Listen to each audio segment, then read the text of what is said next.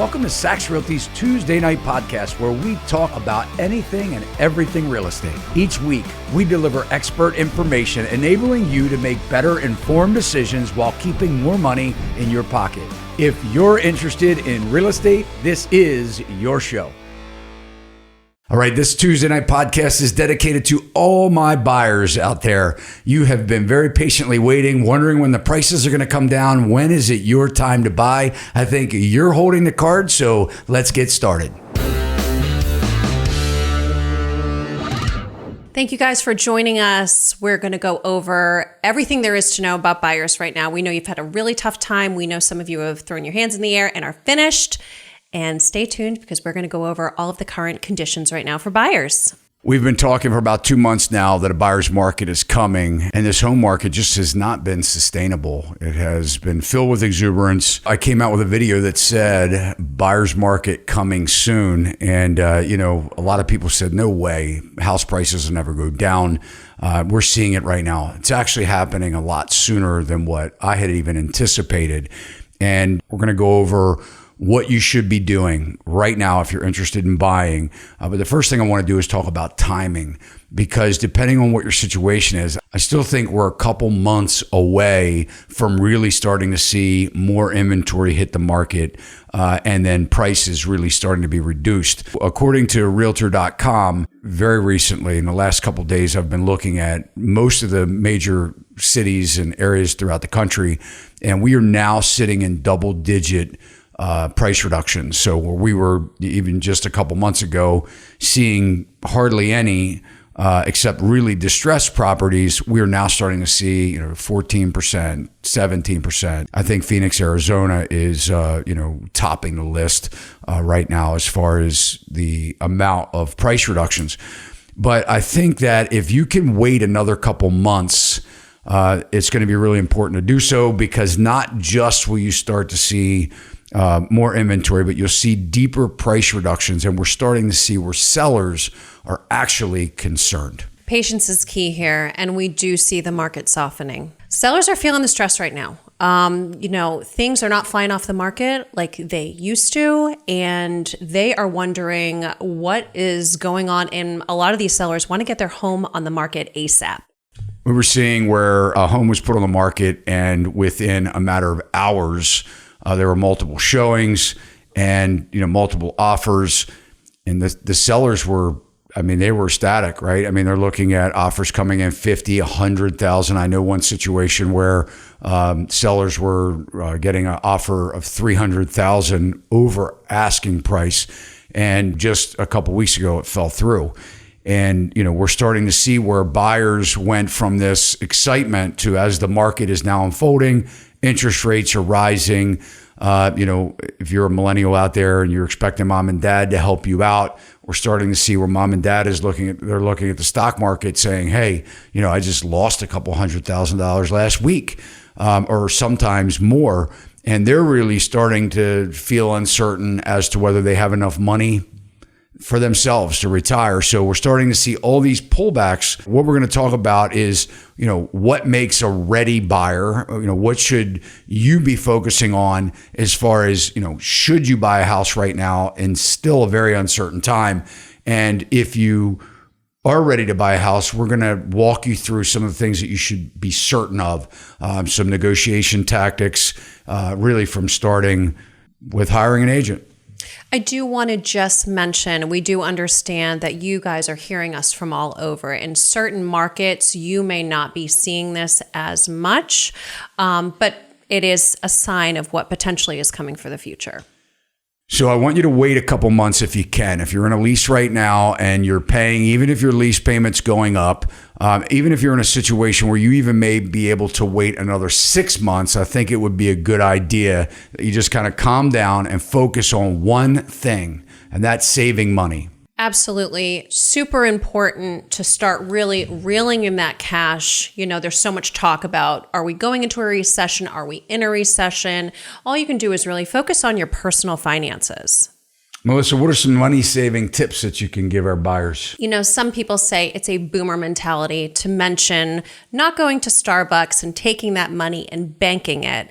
But it is. If you think about, you go get a coffee in the morning, that's going to cost you on average between $6 and $7. If you save that every single day, it's essentially $50 a week. So it's something to think about. Yeah, definitely make your own coffee. Yes. I had a conversation with one of my buyers not too long ago about coffee. Yeah. And, when you look at what you make an hour, one of the ways that you can really kind of boil this down is if, you figure out how much you make an hour and then you take your taxes out of that. And then you think about, that $7 coffee. And you think that in some cases you may have worked 20 or 30 minutes of your day just for that one coffee. Now, if you do that a couple times a day or you throw a sandwich in there or something like that, it does add up quickly. Very quickly. The other thing where I see where a lot of people can save money are things like their music. Yeah. Having ad-free music experiences or Netflix, these different video, movie platforms. And what we're really trying to say here is that you're looking at buying a house is a 30-year commitment. And if you think about borrowing money and you think about the cost to borrow money and what you actually pay the bank in interest, every bit of extra money that you can put down on that house is going to save you in the long run. And it's going to put you in a lot better position as well because, having extra money in the bank means that you're prepared for things that could go wrong with the house. Where if you're renting right now, or you're living at home with your parents, if something breaks, chances are there's no out-of-pocket money for you whatsoever. But give you an example, I was just talking with a new home buyer that had to get a bee's nest exterminated. And apparently this bee's nest was underneath the shed, and it was a big bee's nest. And they had an exterminator came out 3 times to zero help. The bees are still flying around. They actually called a bee company, and it was $500 to come and take care of the bee's nest. So, it's something as simple as that. You're thinking, how many coffees is that, right? So definitely save. The other thing that you could do is ask for gifts for your holidays and your birthdays and things like that of cash. Yeah. A lot of people, they want your parents, they want to know what to get you. It's nice to have that stuff, but, ask your parents for the money. Yeah. Say, look, instead of giving me shirts that I don't need, how about some cash? We are such an instant gratification society that it's kind of hard to be able to really get your finances in order and plan and be patient. So I think that just some of these key things are important to go over and discuss. The other thing is you can sell things that you no longer need. Try and think of some side hustles that you can do. Get rid of, sell stuff off that you don't need. Some side hustles that can give you some extra cash in your bank account because you're going to need it. Mm-hmm. The other thing that I'm going to tell you, and I know you guys are sitting there, you're going, man, I don't really want to listen to this, but let me just kind of give you some kind of an idea of the amount of money you should have when you're going to buy a house. No matter whether it's coming in the form of gift or anything like that. Back in the day, 20% was a good amount to put down on a loan, right? A mortgage. So if you're looking at a $450,000 house, or just say a $400,000 house, because we're going into a buyer's market, what that essentially means, if you want to put 20% down, is $80,000 in cash, not counting your closing costs, which could be another $10,000 depending on, where you live, what state you live in or more. And then you're going to want some cash in the bank, to move and things like that. So, realistically, you want $100,000 in the bank, right? If you're going to put 20% down. Now you can get away with putting 3.5% down for FHA, 5% down for conventional financing. And if you're a veteran or eligible for a VA loan, you can actually get it with zero money down. And now that we're coming into more of a buyer's market, you can even get the seller to pay up to 6% of your closing costs, off of the sale price of the house. So I do think we're going to get back to some of that. But just to give you an idea, so if you're sitting around right now saying you want to buy a house and you have $5,000 in the bank, I'm going to tell you that it may not be the best plan to buy right now. That's a very good point. $5,000 does not go very far, and you never know what unexpected expenses you have coming up. One of the things we're faced right now with there's a lot of people in America that can't pay their mortgage payment. In last week's video, we had talked about, how, there's federal programs out there still from COVID that are essentially propping people up. But if you can't pay your mortgage payment, chances are you're not fixing things that are breaking in your house either. So when we're telling you these things, you're thinking about owning a home. It's a great thing to do, but really don't get caught up in the FOMO and your friends are buying a house and you have to do things now, right?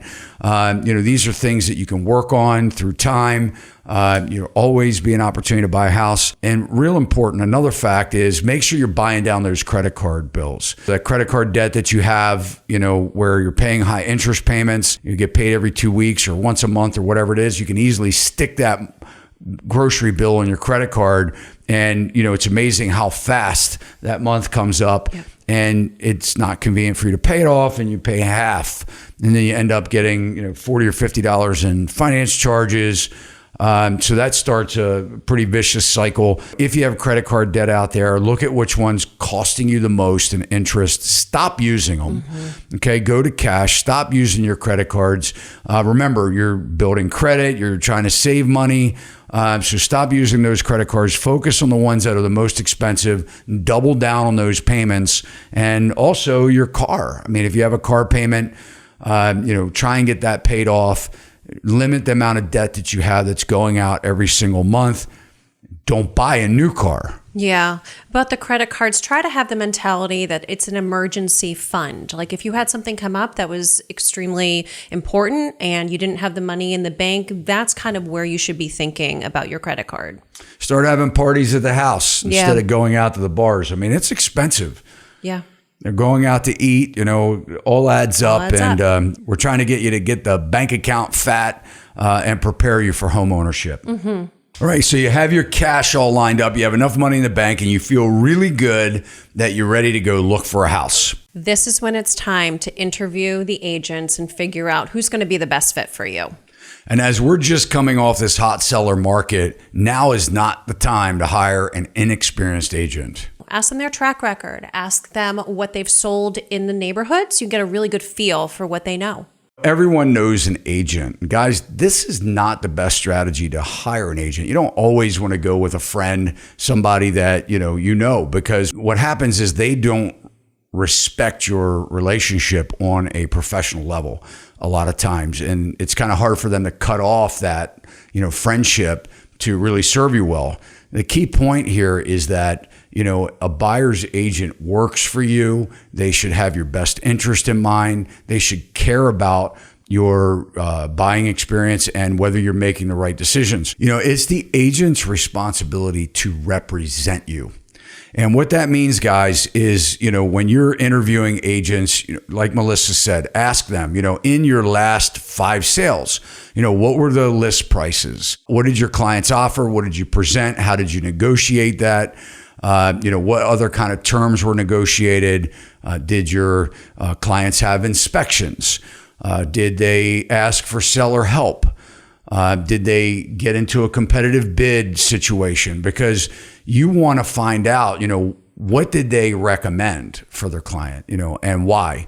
Because a lot of times agents want to be fast to say, well, if they haven't sold several houses this year or in the last couple months, they may be disconnected even with how the market is. So they may say, oh, you have to offer over list price in order to get the house. If they're not actively working in the current condition, they don't understand it. So it's very important that you hire the right experienced agent, and don't forget, you're the boss. I think one of the biggest things that you have to think about is really managing your expectations. Be patient and know that you may not get the house.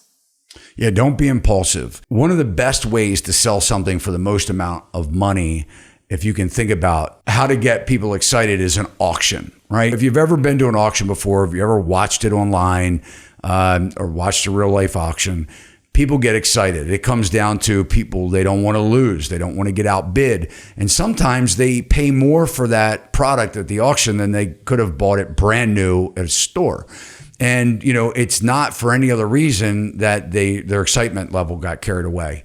And, we see it. I mean, people get hooked on gambling, right? Because, what happens is, if you think about it, why would you put your hard-earned money in a slot machine? You do it because you get excited. Maybe you're feeling like you're about to win.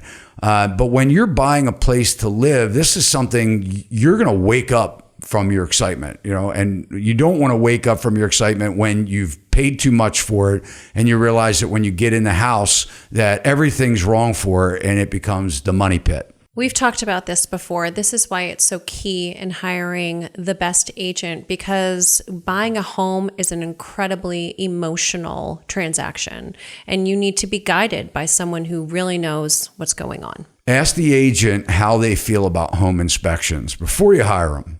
And if they say anything other than you need them, start running in the other direction. Home inspections are incredibly important. There's so many different components in a home that you really need to know and have confidence that you're making the right step in moving and purchasing your home.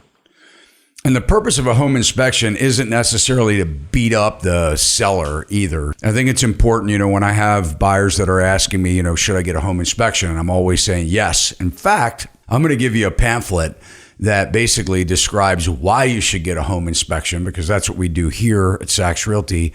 And then basically you're going to, be putting in that contract that says what inspections you'll get, if any, and you're going to sign off on it.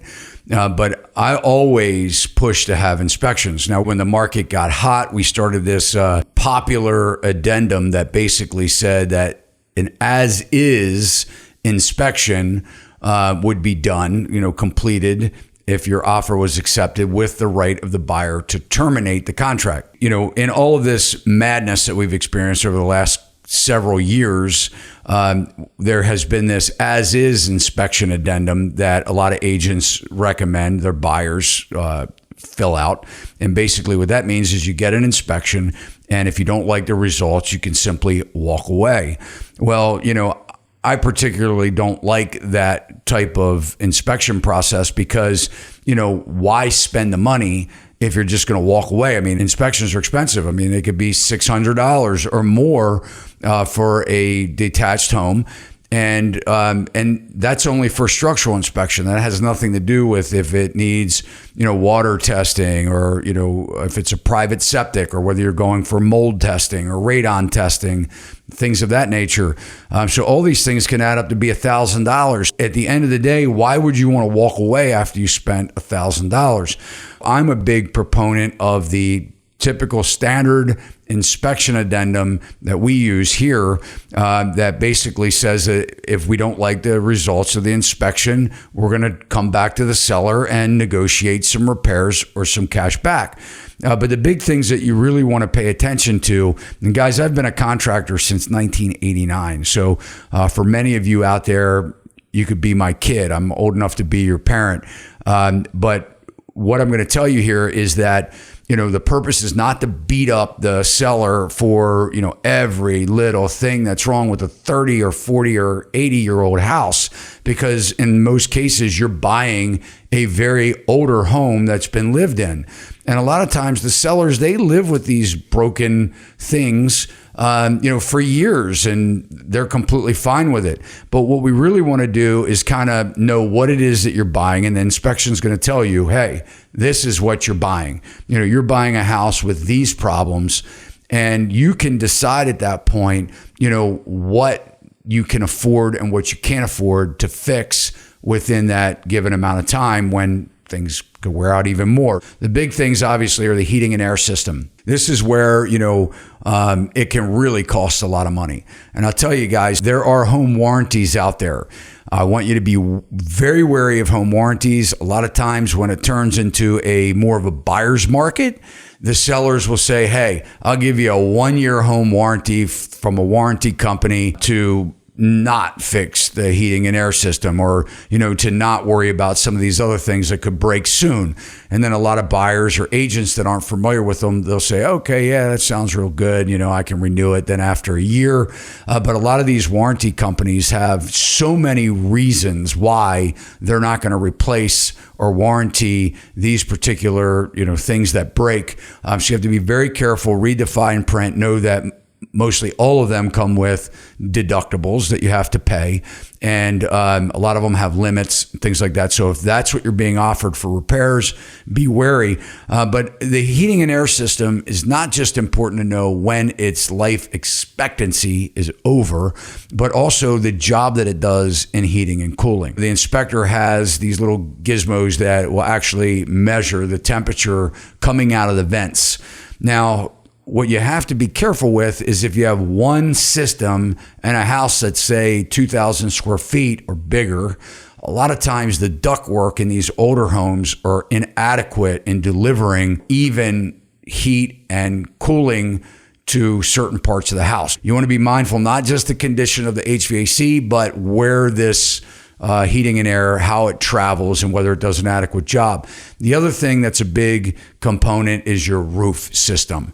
A lot of people, they'll say things like, it's on the last third of its life. Your asphalt shingles, there's 3 tab, there's architectural, 25 to 30, 40 year maximum life. If you're in a hotter area, temperature area, you may have tile roofing, slate roofing, things like that. Very expensive to replace, some of the most expensive. And if you're in areas like Texas where you have a lot of hurricanes or a lot of hail damage, that roof may get replaced by your insurance company. So it may not be an issue at all. But you always want to know what's going on with the roof system. Another item that's super important are chimneys, especially if it's a wood-burning fireplace. You want to make sure that you check out the integrity of the inside of that chimney. Yeah, you definitely want to have a chimney inspection if that's the case, because you can burn your house down. Guys, it's really important, especially, you see that nice fireplace in the living room and you say, wow, this would be great in the wintertime. Chimney liners can cost $5,000 to $8,000, in repair work. So if the chimney is bad, to line the chimney, do some brickwork, point up, things like that, very expensive repair. Yeah. Absolutely. Electrical systems are another very important part of the home, especially if it's an older home. You want to make sure that sometimes these things are very dated and not to code. You want to make sure that everything is working properly and functionally. With electrical systems, obviously, another big ticket. You want to make sure there's enough power going to the house. I always look at the electrical panel. There's usually a main breaker that's at the top of the panel and it has a number on it. Something like either 100 or 150 or 200. A lot of your modern homes, your updated homes are going to have 200 amp systems. Power ups, if it's less, maybe it's only 60 or 80, could be very costly to upgrade. But the biggest thing I want to tell you is that aluminum wiring in a house can be very dangerous. So if you have a house, an older house that's dating back, pre-60s, 1960s, you want to make sure that the house does not have aluminum wire. And if it does, you really want to have an electrician assess that and make sure that the proper grounding, the updates have been done to make that home a safer place for you to live. Another concern, if you have an older home, you probably want to get the sewer line scoped. There's always the potential of having tree roots or some other debris in there, and it's just advisable. Yeah, 100%. And, the thing with the sewer lines is a lot of it, the older pipe, the terracotta pipe can deteriorate, it can crack. A lot of those couplings separate. And when you get sewer backups, these are really bad.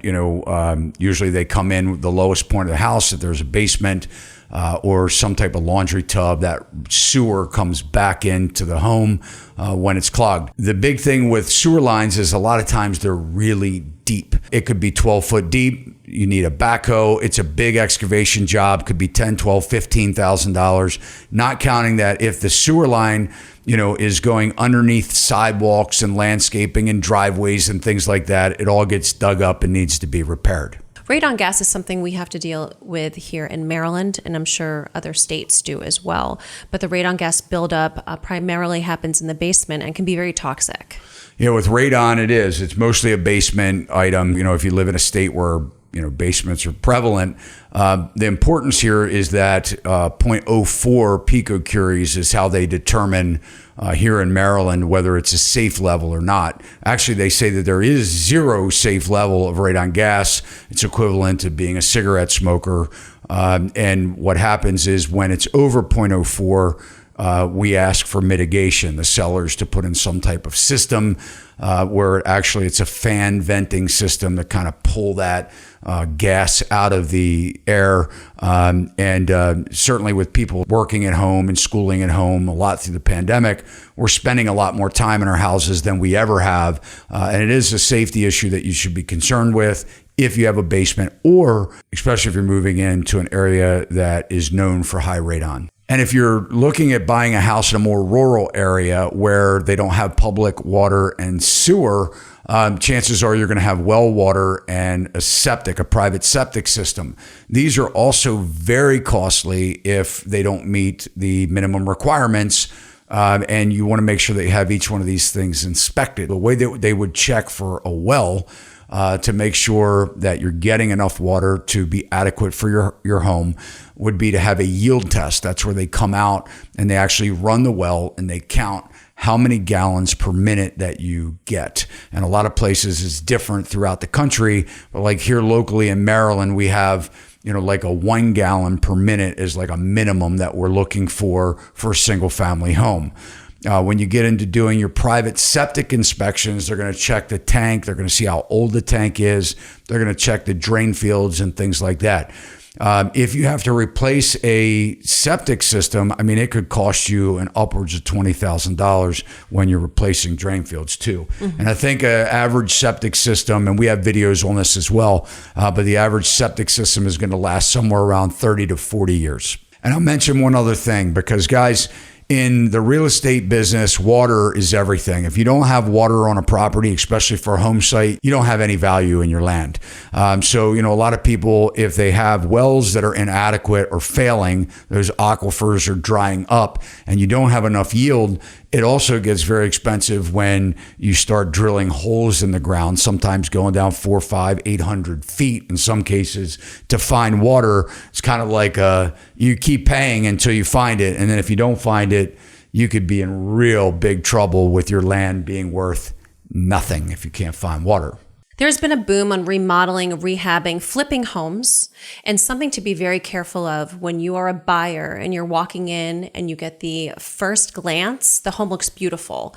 And when you start digging a little deeper, that may not be the case. We call it lipstick on a pig. So that's when an investor buys a house to flip, does a real shoddy job. It looks good, but it just hasn't been put together right.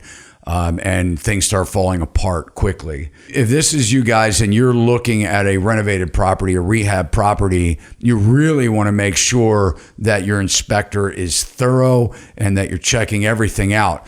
And you also have to remember that you probably have a lot of leadway because this is typically an investor, somebody that bought the house. They're not living there. They're not emotionally attached to the house. You need to be critical because if there is something wrong with it, you need to ask that they fix it. And if it's really bad, you need to walk away. And finally, guys, we're going to wrap up tonight by giving you some additional considerations. Guys, I want to talk about earnest money deposit or deposits down when you put a contract offer in on a house. And I'm speaking specifically on how we do things here at Maryland, but you have to be very careful, ask the right questions to your agent because a lot of buyers don't understand that getting their deposit back, that they may have what is called a unilateral termination of a contract. That means that you as the buyer can decide to terminate the contract without the seller agreeing for you to terminate the contract. But that doesn't mean that there is a unilateral release of your earnest money deposit or that check that you put down, that deposit that you put down when you present your offer. So a lot of times, and here in Maryland, that requires both the buyer and the seller to agree to release your money back to you should you not move forward with the contract for whatever reason. And the reason I say this, guys, is because a lot of agents will tell you that if you want to get your offer accepted, that you need to put down a robust offer. Okay, so give you an example. If I were helping you to buy a house here in Maryland and we were putting an offer on a $400,000 house, I would probably tell you to put down $3,500. Okay, that money would go into an escrow account. This is the money that I'm talking about, that if you end up walking away, not buying the house, that you may not just get back so easily. Well, a lot of agents may say, look, if you really want to get your offer accepted, let's put $10,000 down as a good faith deposit because it really shows that you want the place. Guys, be careful if you do this because like I said, if something happens along the way, you may not get that money back in a timely fashion and it just may prevent you from putting an offer in on something else. Absolutely. No guarantees. Where we are now in the market, there is no reason we should be giving appraisal gap addendums anymore. That is a thing of the past. It doesn't make sense, and they're not needed right now. Basically, an appraisal gap addendum is where a buyer agrees to pay over an appraised value for a house. And, like Melissa said, I mean, this is, that has ran its course. And really the purpose of that addendum was because the appraisals weren't keeping up with the market demand. And until you can really establish what the house is worth through comparable sales, those sales have to close. And it was such a hot market that things were happening so fast that, buyers were willing to say that they would pony up the additional cash if the appraiser did not believe that it was worth the amount of the contract. If an agent's telling you that you need an appraisal gap addendum, I would probably say that they're out of touch with the current market condition and I wouldn't advise it. Also, don't be afraid to fire your agent. If you're not happy, this is the largest, most likely the largest investment that you will ever have in your entire life. This is your money and do not feel bad. Melissa will probably gain some agent friends on that one. You think? Yeah, I do. But she's right. I mean, guys, agents work for you. Keep that in mind. And also know that, if they're not keeping your best interest in mind. I mean, if they're advising you to do things that go against what I'm telling you right now, you really have to consider whether they're the right agent for you. And always know that price is better than the interest rate. Obviously, in the news, it's trending. We're hearing how the interest rates are rising. If by chance interest rates do fall, you will be able to refinance. So always know that price is better than the interest rate. Price is always better than interest rates. So guys, another point to this is you may not be able to sell your house for the price that you paid for it if you overpay and the market shifts and you don't stay there long enough. So I think we're going to find out just how much the prices are going to go down in this current economy. And if these buyers that purchased in the last 2 years need to sell, it could be quite possible that they could come out of pocket or at least not make the money that they spent when they sell. Thank you guys so much for watching. We love your comments and questions. Keep them coming. If you like this video, you can hit that thumbs up. It'll let Melissa and I know that you do. And guys, we always appreciate when you subscribe to our channel and you hit that alert bell. It'll let you know every time we upload a video just like this one. See you next time. See you next time.